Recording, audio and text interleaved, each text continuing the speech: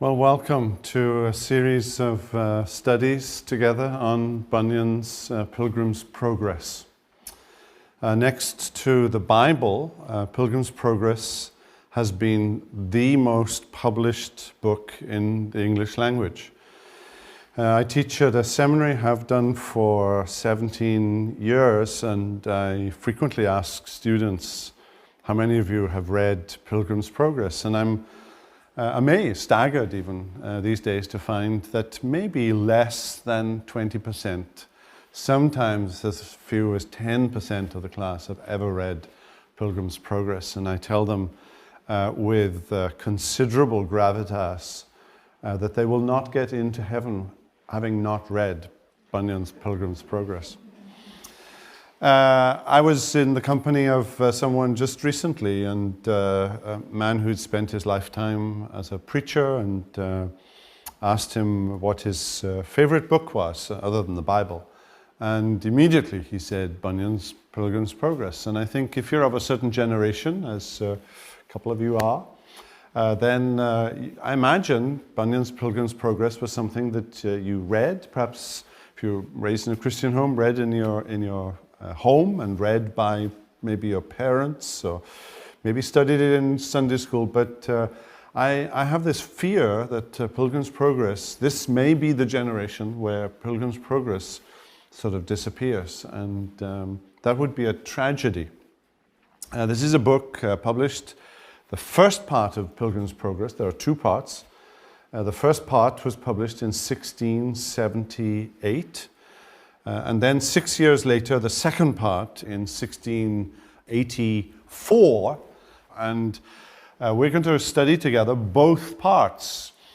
Now, if I were to ask the question, how many have read part 2 of Pilgrim's Progress, the story of Christiana and the four boys, then we're considerably down into single figures in terms of percentage-wise. And probably for every 100 that have read Pilgrim's Progress Part 1, maybe 2 or 3 have read Part 2.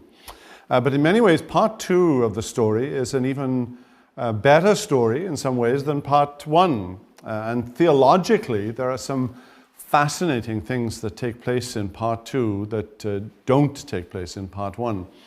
Not least, of course, you have a woman's angle in Part 2. It's the story of Mrs. Christiana. And you have a family story, and it's a much more of a corporate story than the more individualistic story of Part 1. I'll be telling the story of Bunyan himself a little bit as we go along. I won't belabor you with all of the details of Bunyan's life in the first lecture. That would be one way of doing it. But I thought I would weave in to the narrative of Pilgrim's Progress certain factors from Bunyan's own life, because Pilgrim's Progress Part 1 for sure is autobiographical. And many of the things and many of the problems that arise, and there are a couple of problems that arise, theological problems that arise in the course of Pilgrim's Progress that can only be understood as Bunyan relating something that is deeply biographical in his own experience of salvation. Now, everyone is familiar with certain characters from Pilgrim's Progress. Worldly Wiseman, Lord Hate Good, Mr. Legality, Mr. Live Loose, Giant Despair, or place names like the House of Interpreter, Doubting Castle, the Valley of Humiliation, the Delectable Mountains, Bypath Meadow. Some of these have weaved their way into English literature generally, and some of them are still used as phrases in common speech to this day, and perhaps even in the secular world they will use the term Bypath Meadow without realizing that this is from Pilgrim's Progress. Well, let's begin, as they say.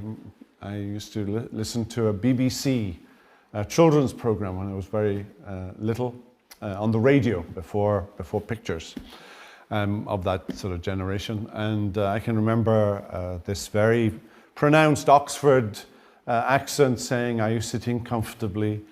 Then let's begin." And it begins with these very familiar words.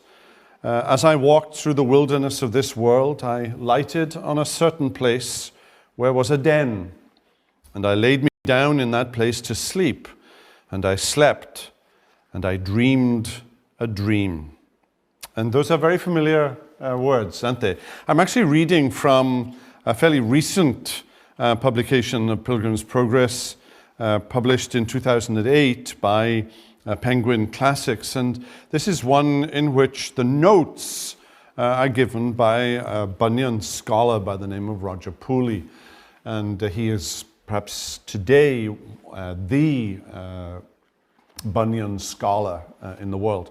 The name of Roger Sharrock is a well-known name in academic circles, and again an Oxford scholar in all things Bunyan, wrote a massive treatment of Bunyan and his theology. And there are various editions. There are probably 100 editions of Pilgrim's Progress, but this will be the one that I'll be alluding to as we go along, the 2008 Penguin edition, edited by Roger Pooley. Well, let's begin at the very beginning. And it's the very first thing that Bunyan notes for us. And that is that here is a man who has in his hands a book. You discover this man, he's under a great deal of stress. He's carrying this burden upon his back. But he's outside the city of destruction, and he's carrying a book, and something that you don't actually learn until later on in the narrative, that the city is called the city of destruction. It's where his wife is and his children are. Bunyan is telling us the way of salvation, and for Bunyan in the 17th century, the way of salvation begins with conviction of sin. Unless you understand sin, unless you understand the weightiness of sin, the gravitas of sin, unless you have a conviction of sin and sinfulness, then the doctrine of salvation makes no sense. So the first 20 pages or so is an extended consideration of this issue of sin. Perhaps in Bunyan's mind is not only his own experience of salvation, but perhaps the template for salvation for Bunyan is the Philippian jailer in Acts chapter 16, who cries out, having come under a conviction of sin with Paul and Silas in prison in Philippi, "What must I do to be saved?" And Bunyan gives us a little description of what has happened to bring this man into this melancholy state of mind. I'm quoting now from Pilgrim's Progress. "I looked and saw him open the book and read therein. And as he read, he wept and trembled. And not being able longer to contain, he brake out with a lamentable cry, saying, 'What shall I do?'" And the background, you can hear the background of Acts 16 and the Philippian jailer, "What must I do to be saved?" Well, this is Bunyan telling you the way of salvation. This is Bunyan giving you evangelism in the 17th century. And it begins with the book, begins with the Bible, begins with the Word of God. And it comes to this man as he reads the Bible, perhaps for the first time in his life, and it brings him under this conviction of sin. The Bible then has convicted him of the danger of his position.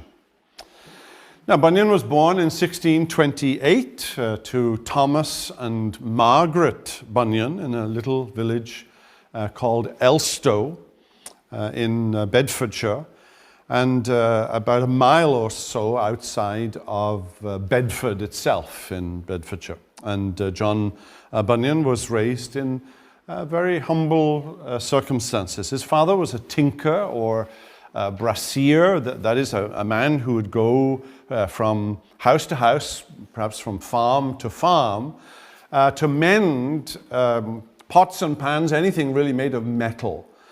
These days, if your saucepan, doesn't have that Teflon non-stick surface on it, and it's not working as it did, you toss it and you go to Walmart or somewhere and you buy a new one. Well, in Bunyan's day, you called Bunyan's father, and he would come and he would fix it, and you would go from home to home. He lives in this location for 16 years until he's 16, and he's, we need to remember that this is the 1640s, and England is in civil war. Parliament against the king. It's the only period of civil war in English history that would result in England becoming a republic for a decade during the 1650s, and under the rule or tyranny, depending on how you look at it, of Oliver Cromwell, and then in 1660 the restoration of Charles II. But in 1649, Charles I, the king, would be taken out into the streets of London, and his head would be severed from his body to a great crowd and a roar. And one of the Puritans, Thomas Goodwin, I think it was, who was there, maybe it was Richard Sibbs, and he fainted when he saw Charles I's head being severed from his body. Well, some events occur in Bunyan's home. His mother dies, and then within months, his sister dies. And within 3 months of the death of his mother, his father remarries. Very quickly, on whatever consideration you look at that was very quick. And Bunyan left home and didn't have a great relationship, I think, with the new stepmother. And he lies, I think, about his age, and he joins the parliamentary forces and becomes a soldier. He's just 16. And I don't think Bunyan ever saw battle. He might have witnessed the results of battle. He certainly didn't fight in any of the great battles of the Civil War. And he's disbanded in 1646. He's been maybe as much as 2 years, probably more like 18 months involved then in this Civil War. He would have been 17 or 18 when he was disbanded. Now he tells us that until he got married, which would be in about 3 years from now, he describes his life as stained with crimson sins. Now, he insists with great passion later that he wasn't a drunkard and he wasn't sexually promiscuous in any way. But like Newton, Bunyan would say, I had few equals for cursing, swearing, lying, and blaspheming the holy name of God. Heaven and hell were both out of sight and out of mind. And as far as saving and damning, they were least in my thoughts. In 1649, he's 21 years of age. He marries. This lady would bear 4 children. We do not know her name. It's one of the astonishing things. It was a wonderful marriage. Bunyan loved her dearly. She bore him 4 children, but we do not know her name. She brought into the marriage 2 religious books, Arthur Dent's Plain Man's Pathway to Heaven, and then Bishop Bailey's The Practice of Piety. Well, a few years into this marriage, Bunyan, whose life was far from Christian, and he is caught one day playing a game of tip-cat on the Sabbath day. This is the 17th century. Part of the Civil War in the 1640s was over something called the Book of Sports. That was to the forefront of religious debate in the 1640s. And he is chastised fairly severely for being caught playing tip-cat on the Sabbath day. He says, as he's struck by this rebuke, Somebody says to him, "Wilt thou leave thy sins and go to heaven, or wilt thou have thy sins and go to hell?" And Bunyan says, "My state is surely miserable. Miserable if I leave my sins, but miserable if I follow them. I cannot but be damned, and if I must be so, I had as good be damned for many sins as to be damned for few." But he couldn't get rid of conscience that easily, and a month later he's standing outside a shop window, swearing and cursing, and a woman of ill repute who happens to be there chastises him for his language, and he falls silent and he hangs his head in shame. And he will be under this conviction of sin for 18 months. He is on his way to salvation. He's on his way to the cross, but he will be under this burden, this conviction of sin for 18 months. That's very important to understand Pilgrim's Progress, because one of the questions that has often been asked of Pilgrim's Progress is, why does Bunyan take so long for Christian to get saved? Why is Christian, why is he sent by evangelists to the wicket gate, the straight gate? Evangelist, this stereotypical evangelist, who's probably depicted after the manner of the Baptist minister in Bedford, who was Bunyan's mentor and discipler, and John Gifford. And that's probably the template for evangelist. And evangelist says to him, do you see the sepulchre? Do you see the cross? And Bunyan says, Christian says, no, he doesn't see it. But then instead, evangelist says, well, do you see yon wicket gate? The straight gate. Straight is the gate that enters into everlasting life, and broad is the gate that leads to hell. Do you see that straight gate? And that's been a question that's been asked. Why did Bunyan have Christian go to the straight gate rather than go to the cross, rather than go to Calvary, rather than go straight to Jesus? And I think the answer to that is Bunyan's own experience, his autobiographical experience of salvation, that he was under conviction of sin where he couldn't see the solution. He couldn't see the answer to his need. And a Christian then, he's not yet a Christian, of course. He's actually called graceless. We learn this later. His name is changed to Christian. And he says, "Sir, I perceive by my book in my hand," he's talking to evangelist, "that I am condemned to die, and after that to come to judgment. And I find I am unwilling to do the first, nor able to do the latter." He doesn't want to die, and he cannot think of coming before God in judgment. And evangelist tells him where he needs to go. He needs to go to the wicket gate.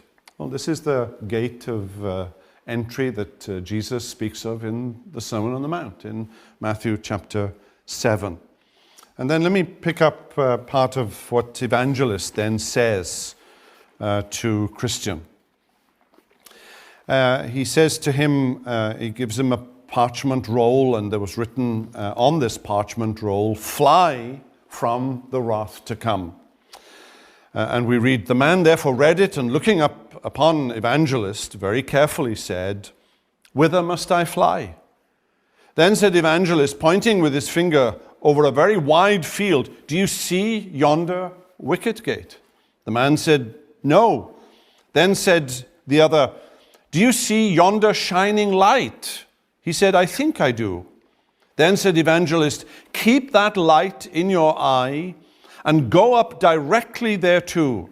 So shalt thou see the gate, at which, when thou knockest, it shall be told thee what to do.' So I saw in my dream that the man began to run.